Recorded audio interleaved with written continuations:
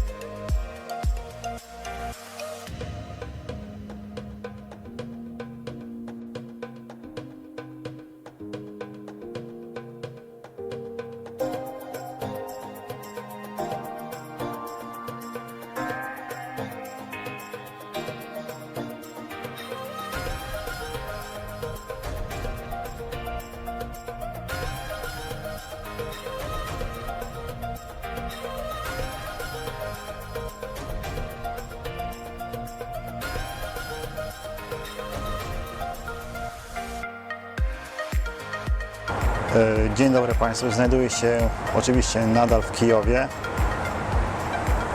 i za mną stoi statua Włodzimierza Wielkiego, władcy Rusi Kijowskiej, który przyjął chrzest. Było to bodajże w 982 roku, o ile dobrze pamiętam.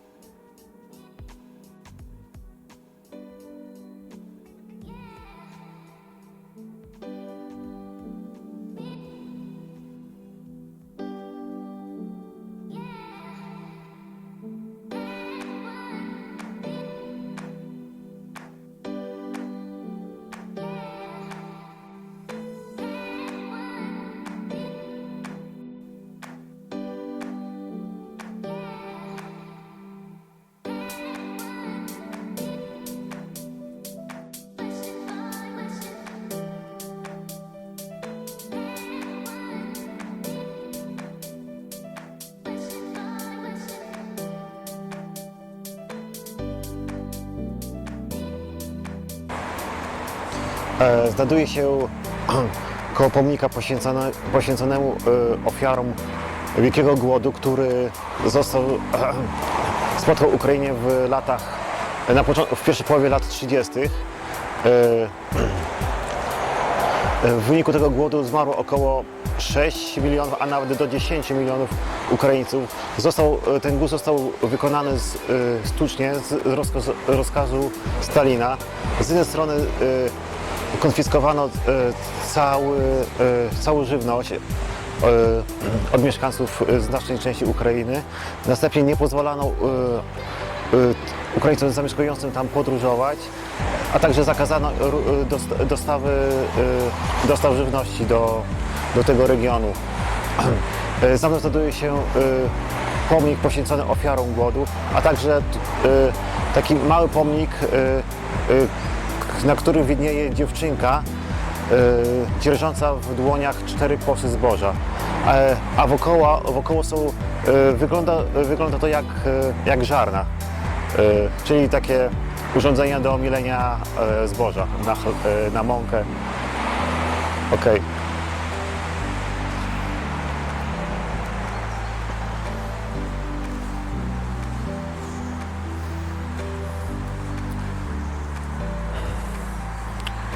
To jest właśnie ta dziewczynka. Prawdopodobnie także dochodziło do aktów kanibalizmu. Oczywiście to był taki największy głód, w ogóle zwany był Hołodomor. Także na początku lat 20. Ukrainę spotkał głód, aczkolwiek mniejszy, a także po II wojnie światowej w latach około 1946-47.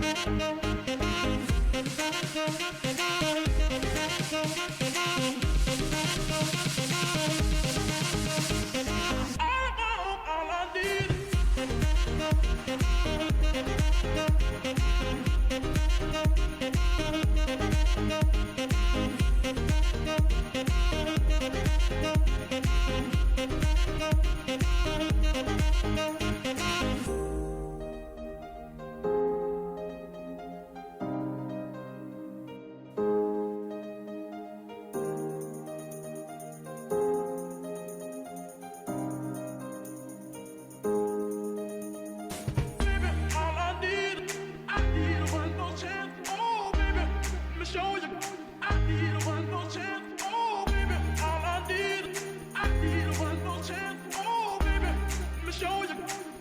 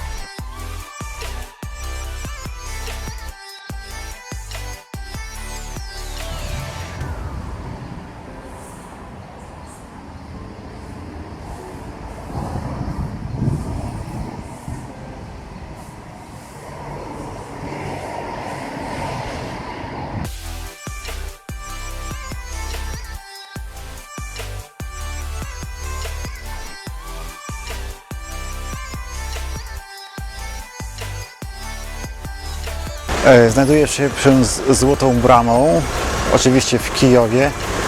W tym miejscu w 1018 roku Bolesław Chrobry wyszczerbił swój miecz według legendy, próbując się dostać do tego miasta. A w ogóle ta brama za mną to jest oczywiście rekonstrukcja i być może naprawdę było tak, że w ogóle ta rzeczywista brama nawet powstała 3 lata po tym, jak Bolesław Chrobry dotarł do tego miejsca. W ogóle powodem była, Bolesław Chrobry zabawił tutaj dosyć krótko. Celem jego przybycia było tutaj po prostu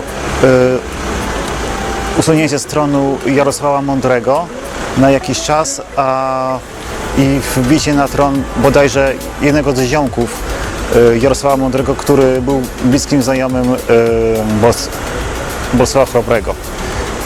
Tam jest za mną też i statua Jarosława Mądrego.